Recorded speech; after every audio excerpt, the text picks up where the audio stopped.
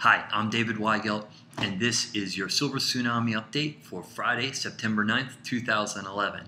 Great to be with you. I hope you had a good week. It was a crazy week here. We had my partner gone, we had new clients starting, we had water coming in from every nook and cranny in our building. But we survived it, and we don't need a canoe to get home, so we're in good shape for the weekend. This week's e-brief, to be honest, there was a lot of repetitive stuff. We're going to work on that.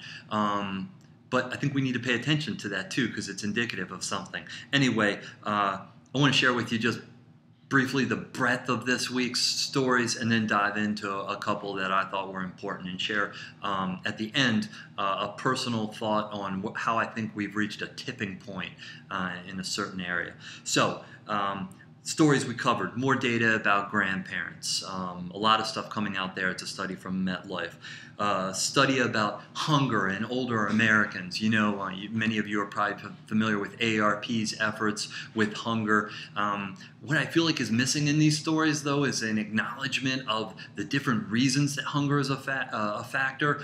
And with older adults, you know, based on my experience last week with my grandmother, you know, I figured out the reason she's eating ramen noodles isn't because she doesn't have the means to be eating better. It's there are other things, like she doesn't want to spend her money because she wants to leave that for her family. So I think some deeper, more meaningful conversations to be had there. And finally, a story on Cloris Leachman. Apparently, she did not make enough money doing the goofy, stupid webisode ads for Network Solutions, and so PETA has tapped her to help reach older adults. And kudos to PETA, not my kind of group, but they can be pretty effective, and I think that they understand their target market, let's just say. So for this week's stories that I want to dive into, the first is out of Smart Money. It's a blog post on why Encore careers are failing boomers. You know, there's all this talk, and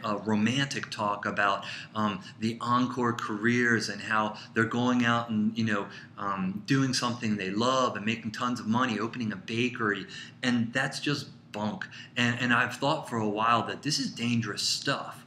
And so what this blog post talks or focuses on is some data that came out of the Center for Aging and Work at Boston College, and how you bet there's a lot of Encore careering going on, but it's kind of a donut, where on the one end of the socioeconomic spectrum, on the lower end, you know, you've got a bunch of hourly workers that frankly just need to work, and they're hopping around from hourly job to hourly job. And then on the other end, on the upper end, you've got people that, yeah, I mean, they're being consultants, or maybe doing what they want to do, and they're able to make that investment and have you know, the means to do that, and so they benefit. But there's this whole group in the middle that aren't, and frankly, there's a variety of reasons. Ageism, they're just flat out being ignored and passed up for opportunities, you know, in the marketplace.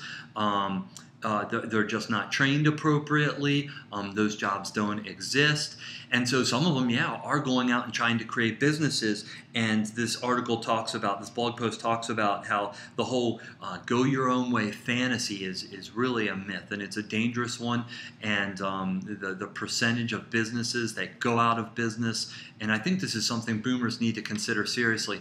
Bottom line on this blog post for me, though, was that there is a real opportunity for companies or individuals or brands that figure out how to create opportunities or jobs that are help them maintain their dignity. They acknowledge their weaknesses as well as their strengths, and we see companies doing that. We've got clients, whether it's a franchise model, or vendors, you know, just the way that they structure those positions to be from at home, or, you know, a variety of things that allow them to be successful.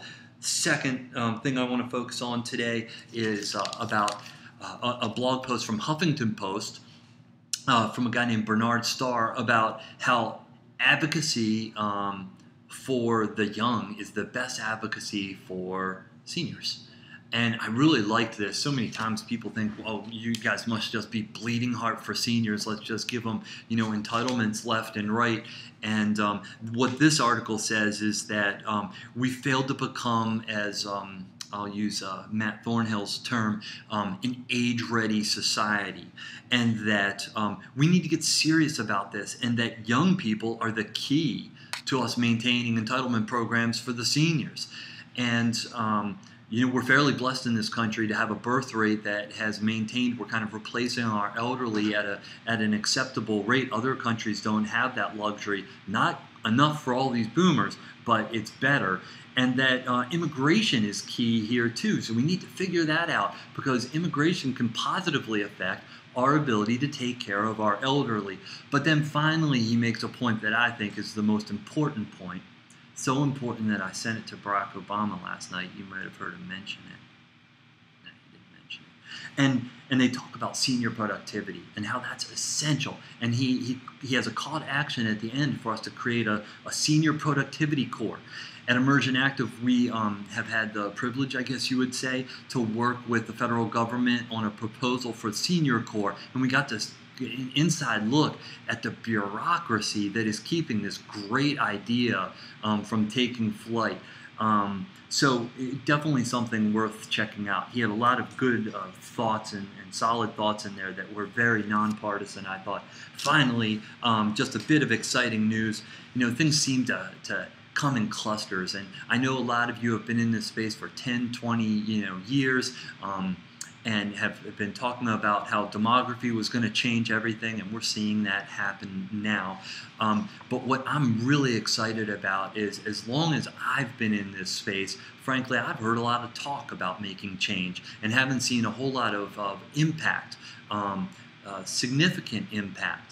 And what I see happening now is this perfect storm where really intelligent people with the business savvy are bringing together ideas that have care and compassion for our nation's elderly, bringing together viable ideas. And then guess what? The other really important part of this that I think is going to that makes us at a tipping point is that there's demand for it now, and we're benefiting from that as a company. I hope you are, but that's good stuff. Just by way of illustration, I've had 3 conversations in the past week that really made me want to share this with you. The first was with a gentleman named Joel, who I met 2 years ago at an aging conference up in Chicago. And at the time, he thought he needed to bring a new product to market. Business savvy guy for the adults in the second half of life. And after doing his homework, he found out that no, time's not right for that. That's not what he needs to do. What we need is an environment to be able to innovate, bring products to market that will be successful. So kudos to him. Certainly bigger organizations than he have tried this, including AARP with their Focalist attempt, but I think Joel's got something going there. His company, his newly found company, is called Beyond Age. You might want to check that out. Second phone call I had was with a PhD gerontologist named Katie, and she left Wall Street to become a gerontologist.